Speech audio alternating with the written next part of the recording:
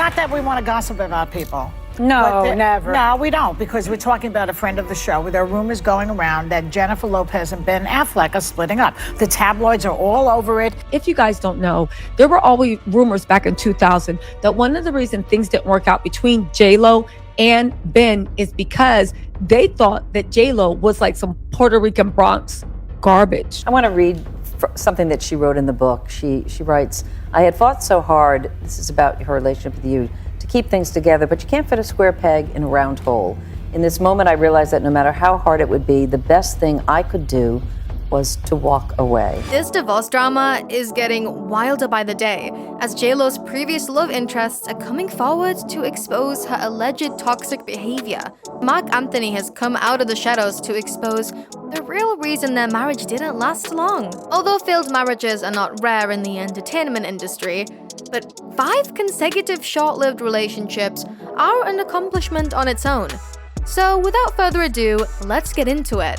Lopez and Anthony first met while he was performing on Broadway in the musical The Capeman, which closed on March 28, 1998. That same year, Lopez divorced her first husband, Eugenie Noah. In Lopez's memoir, True Love, she claimed that Anthony's first words to her were, "One day you're going to be my wife." In the marriage between Jennifer Lopez and Marc Anthony, you really have a marriage of 2 true superstars. Jennifer Lopez, a woman who can dance, a woman who can act, and Marc Anthony, a guy who can really sing. The two reportedly dated briefly around this time, but nothing serious came of it. They both crossed paths again and worked on the song No Me Ames from Lopez's 1999 debut album On the Six. The pair also appeared in the song's music video together, and the track was peaking at #1 on Billboard's Hot Latin Songs chart. Their online chemistry was in full swing, as Lopez continued to gush about him on several platforms. In an interview with Billboard, he said, "Anthony came by the studio, and we played him some of the stuff we were doing. He was like, okay. And I was a huge fan of his music in Spanish. And I was like, maybe we should do something in Spanish. I just love your music." He was like, "Let me think about it."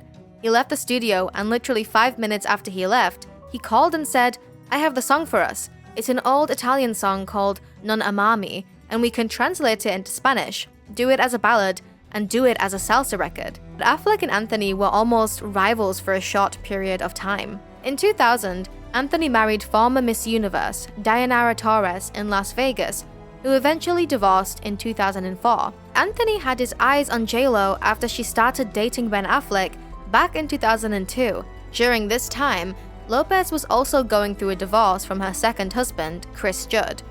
Lopez and Affleck got engaged after her divorce was finalized, but in 2004, the pair ultimately called off their engagement, landing her in the arms of Anthony.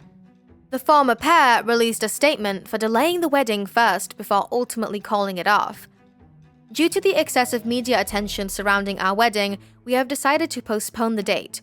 When we found ourselves seriously contemplating hiring 3 separate decoy brides at 3 different locations, we realized that something was off. We began to feel that the spirit of what should have been the happiest day of our lives could be compromised. We felt what should have been a joyful and sacred day could be spoiled for us, our families, and our friends." Marc didn't beat around the bush and decided to make Jennifer his.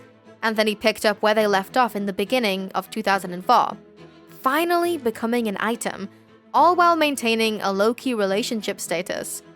According to E! News, Anthony proposed with a Harry Winston engagement ring estimated to be worth $4 million. During the summer of 2004, in a quiet ceremony held at Lopez's Beverly Hills residence, the couple exchanged vows. In July 2011, Anthony and Lopez announced their separation in a statement. The singer spoke candidly about their split in a 2016 interview with W Magazine, saying, "When my marriage to Anthony ended, it was not easy to find forgiveness. It wasn't the dream that I had hoped for, and it would have been easier to fan the flames of resentment, disappointment, and anger. But Marc is the father of my children, and that's never going away, so I have to make things right, and that is by far the hardest work I do." Recently, the news started floating that JLo and Ben arrived separately to watch Ben's child. Finn performed in a school play in Los Angeles. Fans noticed that the Ben Affleck couple haven't been seen together since the end of March, where they were spotted having a tense-looking lunch discussion in New York. Not to mention, Affleck has reportedly now moved out of the sprawling £47 million mansion they bought only 11 months ago, and is living in a house in Brentwood, the same Los Angeles neighborhood where his ex-wife Jennifer Garner lives with their 3 children. So, yeah, there might be actual grounds for Miller to be worried about Garner's excessive attention towards Ben. Although the wedding rings are still decorating the couple's fingers, the split seems to be imminent in fans' eyes. An insider revealed the writing is on the wall, headed for divorce, and for once, not to blame. According to the insider, the main problem in the relationship was that Lopez felt that she could not control the Batman actor. Focusing on his work and his kids now, Ben already moved out and they'll likely have to sell the dream house they spent 2 years searching for. Never stop loving each other, but she can't control him, and he can't change her. There's no way it could have lasted. So Jennifer released a new album, inspired by her rekindled romance with Ben Affleck that was accompanied by a visual film, This Is Me Now, a love story, which frankly was deemed silly and over the top by critics. Another companion Amazon Prime documentary, The Greatest Love Story Never Told, promised an intimate look at the couple's romance.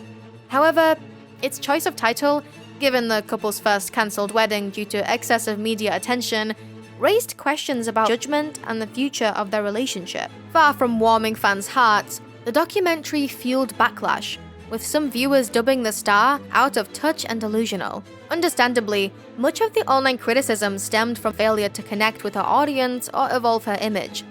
A brand expert, Emily M. Alston, explained the predicament, saying, as her fans have grown older with her, she's not done a good enough job of engaging with new fans and bringing them on the journey with her.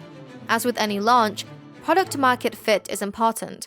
Fundamentally, this was a documentary no one needed or wanted. At the start of May, 1 month before the tour was supposed to start, low ticket sales for JLo's concerts were reported. According to reports, the ticket sales for her performances in Denver, Colorado, and Tulsa were devastating. Sources claimed that at the time, row upon row of seats were still available, with resale tickets also available for the opening night in Orlando. Despite selling the majority of tickets for the first nights, numbers were low for those thereafter. To save herself from the embarrassment of performing in front of empty seats, Jennifer Lopez cancelled her summer North American tour, just weeks before she was scheduled to go on the road. JLo cancelled 7 dates before ultimately calling it quits. The pop star made the announcement in her On the JLo fan newsletter. Representatives for Live Nation announced today that the Jennifer Lopez US Summer 2024 tour, This Is Me, is cancelled, citing Jennifer is taking time off to be with her children, family, and close friends. That's it for today. See you at the next one.